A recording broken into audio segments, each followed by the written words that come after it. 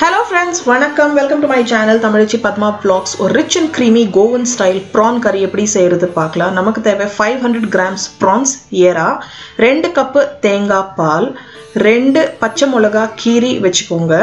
ஒரு ஆனியன் பெரிய ஆனியனாவே எடுத்துக்கோங்க. ஸ்லைஸ் பண்ணிக்கோங்க மெலிசா. 2 டொமேட்டோ தக்காளி நல்லா திக்கா கட் பண்ணி வெச்சுக்கோங்க chunks. 2 டீஸ்பூன் வினிகர் இல்லனா லைம் ஜூஸ் யூஸ் பண்ணிக்கோங்க. 8 கிராம்பு 3 பட்டை. 1 டேபிள்ஸ்பூன் garlic பூண்டு நல்லா பொடியா நறுக்கி வெச்சுக்கோங்க.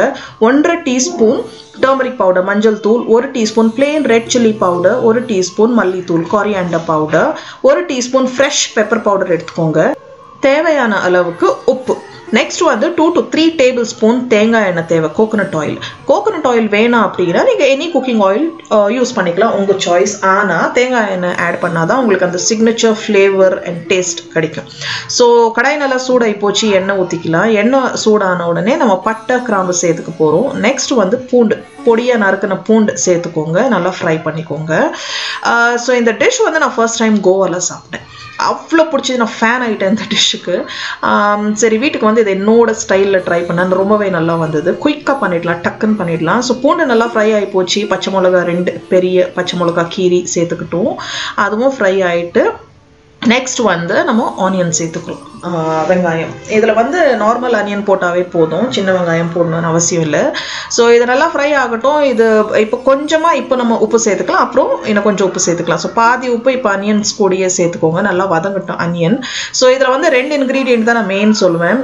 ரொம்ப சிம்பிள் டிஷ், ஆனால் அவ்வளோ ரிச்சாக இருக்கும் ஃப்ளேவர். இது தேங்காய் பால் அண்ட் தேங்காய் எண்ணெய் இதுதான் நான் சொல்லுவேன் மெயின் இதில் டேஸ்ட் கொடுக்குறது.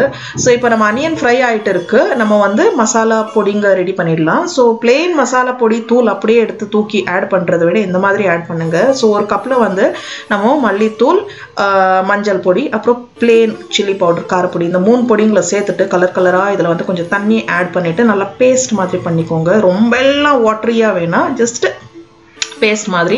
நீங்கள் எல்லா டிஷ்ஷுக்கு வெஜ் இருக்கட்டும் நான்வெஜ் இருக்கட்டும் சமைக்கும் போது பிளெயின் மசாலா பொடியை டைரெக்டாக அப்படியே ஆட் பண்ணாமல் இந்த மாதிரி ஆட் பண்ணால் உங்களுக்கு வந்து பயம் இல்லாமல் சமைக்கலாம், உங்களுக்கு பர்ன் ஆகாது. பர்ன் ஆச்சுனாவே நம்ம டிஷ்ஷு போச்சு காலி. ஸோ நம்ம மசாலா பேஸ்ட் ரெடியாக இருக்குது. இந்த பொடிங்க அதை தூக்கி இந்த அனியன்ஸ் கூட சேர்த்துடலாம், நல்லா ஃப்ரை ஆகட்டும். ஸோ இதில் வந்து நான் தேங்காய் பால்னு சொல்லும் போது நான் வந்து பவுடராக தான் யூஸ் பண்ண போகிறேன். 50 கிராம் தேங்காய் பால், 50 கிராம் பேக்கெட் யூஸ் பண்ணி இருக்கேன். ஸோ எனக்கு 2 கப்பு தேங்காய் பால் வந்துருச்சு. ஸோ நம்ம அனியன்ஸ் நல்லா ஃப்ரை ஆகி போச்சு. 1.5 கப்பு தண்ணி, கொஞ்சம் லைட்டாக சூட் பண்ணி தண்ணி ஆட் பண்ணுங்க, அப்போ தான் நல்லா டேஸ்ட்டாக இருக்கும். ஸோ 1.5 கப்பு தண்ணி ஆட் பண்ணிட்டு பாருங்க நல்லா கொதி வந்துட்டு இருக்கு. இந்த ஸ்டேஜில் வந்து நீங்கள் ரிமைனிங் உப்பு டேஸ்ட் பண்ணிவிட்டு மிச்ச உப்பு நமக்கு டேஸ்ட்க்கு அளவுக்கு உப்பு ஆட் பண்ணிக்கோங்க. நல்லா மிக்ஸ் பண்ணிவிட்டு நம்ம க்ளீன் பண்ணி வச்சுருக்கிற எறா சுத்தம் பண்ணி வச்சுருக்கிற ப்ரான்ஸை தூக்கி இதில் போடுங்க. ஸோ நான் வந்து ஃப்ரெஷ் ப்ரான்ஸ் யூஸ் பண்ணியிருக்கேன், நீங்கள் ஃப்ரோசன் ப்ரான்ஸ் வேணும்னா கூட யூஸ் பண்ணலாம். ஸோ இது வந்து நிறைய பாருங்கள் நல்ல juicy fresh succulent prawns, jumbo prawns எடுத்திருக்கேன். ஸோ நெக்ஸ்ட் வந்து நம்ம தேங்காய் பால் யூஸ் பண்ண போகிறோம். தேங்காய் பால் வந்து இந்த ஸ்டேஜில் தென் கோகோனட் மில்க் தான் ஆட் பண்ணணும். ஹோல் ஐடியா என்னன்னா இந்த தென் கோகோனட் மில்க்ல இந்த ப்ரான் நான் வந்து குக் ஆக விடணும். நீங்கள் வீட்டில் பண்ணுறதா இருந்தால் தேங்காய் பால் லாஸ்ட்ல எடுக்கிற தேங்காய் பால் ஃபர்ஸ்ட் ஆட் பண்ணுங்க. ஃபர்ஸ்ட்ல எடுக்கிற தேங்காய் பால் லாஸ்ட்ல ஆட் பண்ணுங்க. நான் கன்ஃபியூஸ் பண்ணுறேன்னு நினைக்கிறேன். ஒன்றுமே இல்லை, தென் கோகோனட் மில்க் லாஸ்ட்ல எடுக்கிற தென் எக்ஸ்ட்ராக்ட் வரும் இல்லைங்களா, அது ஃபஸ்ட்டு ஆட் பண்ணிவிட்டு இந்த ப்ரானை வந்து ஒரு 5 நிமிஷம் லிட்டை மூடி குக் ஆகணும். ஒன்றுமே இல்லை, தேங்காய் பாலில் நம்ம ப்ரான்ஸ் குக் ஆகணும், அவ்வளோதான். ஸோ இந்த திக்காக இருக்கிற கோகோனட் பாலை வந்து அப்படியே வச்சுக்கோங்க. ஒரு கப்பு, நமக்கு டோட்டல் 2 கப்பு தேங்காய் பால் தேவை இதுக்கு, அவ்வளோதான். ஸோ ப்ரானை வந்து எப்போவுமே ரொம்ப குக் ஆக விடக்கூடாது, அந்த ஜூஸினஸே போய்ட்டு அப்புறம் சாப்பிடும்போது பிளாஸ்டிக் மாதிரி இருக்கும், அது ரொம்பவே போரிங்காக இருக்கும். ஸோ ப்ரான்ஸ் வந்து 5 நிமிஷம் குக் பண்ணியிருக்கேன் இந்த கிரேவியில், நல்லாவே ஓரளவுக்கு குக் ஆகி போச்சு. செக் பண்ணிவிட்டு இன்னொரு 2 மினிட்ஸ் மூடி குக் பண்ணுங்க.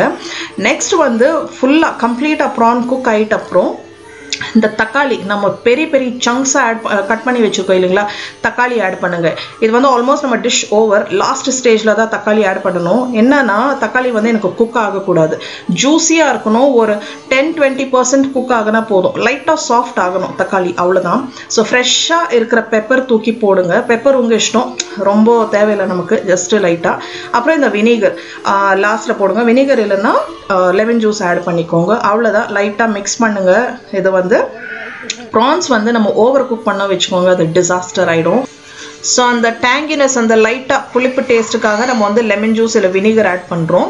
ஸோ லாஸ்ட்டில் வந்து நீங்கள் ரைஸ் கூட வச்சு சாப்பிடும்போது அந்த டொமேட்டோ பீசஸ் வந்து உங்களுக்கு அவ்வளோ ஜூஸியாக இருக்கும், அவ்வளோ ஃப்ளேவர்ஃபுல்லாக இருக்கும். ஸோ டொமேட்டோ வந்து எப்போவுமே மேஷ் குக் ஆகக்கூடாது, அந்த ஷேப் வந்து அப்படியே இருக்கணும், லைட்டாக சாஃப்டாக இருக்கணும், ஆனால் ஷேப் வந்து லூஸ் பண்ணக்கூடாது, அப்படியே இருக்கணும். ஸோ ப்ரான்ஸ் நல்லாவே குக் ஆகி போச்சு. இப்போ வந்து நெக்ஸ்ட்டு நம்ம லாஸ்ட்டில் வச்சுருக்கிற திக் rich and thick creamy coconut milk இதில் ஆட் பண்ண போகிறோம். ஃபைனல் கோகோனட் மில்க் இது. ஸோ 2வது கப்பு. ஸோ இதை நல்லா மிக்ஸ் பண்ணிவிட்டு லிட்டு க்ளோஸ் பண்ணி 1 நிமிஷம் வச்சா போதும். ஏன்னா எல்லாமே டிஷ் ரெடி. இது கோகோனட் மில்க் ரொம்பவே எனக்கு சூட் பண்ண வேணாம், குக் பண்ண வேணாம், பாயில் பண்ண வேணாம்.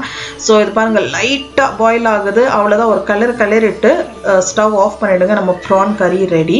இந்த ப்ரான் கிரேவி பார்த்தீங்கன்னா ரொம்பவே மைல்டாக இருக்கும், ஆனால் அவ்வளோ ரிச் அண்ட் க்ரீமி, நல்லா ஃப்ரேக்ரண்ட் ஃப்ளேவர்ஃபுல்லாக இருக்கும், நல்லாயிருக்கும் மொத்தத்தில். ஸோ இந்த டிஷ் வந்து இந்த ப்ரான் மீட்டே வந்து ஒரு அழகான மீட், நல்லா ஸ்வீட் ஸ்மெல்லிங் டெலிகேட் மீட். இது அந்த டெக்ஸ்சர் எல்லாம் அவ்வளோ நல்லா இருக்கும், கரெக்டாக குக் பண்ணணும்.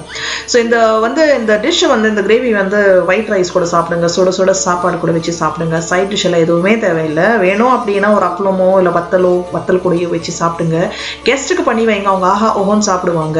உங்களுக்கு இந்த வீடியோ இந்த ரெசிபி பிடிச்சிருந்தா லைக் பண்ணுங்க, கமெண்ட் பண்ணுங்க, சப்ஸ்கிரைப் பண்ணுங்க. Simple ingredients, simple method, beautiful curry. சீக்கிரம் இன்னொரு வீடியோ இல்லை vlogல சந்திக்கிறேன். தேங்க்யூ ஃபார் வாட்சிங். Take care. பாய் பாய்.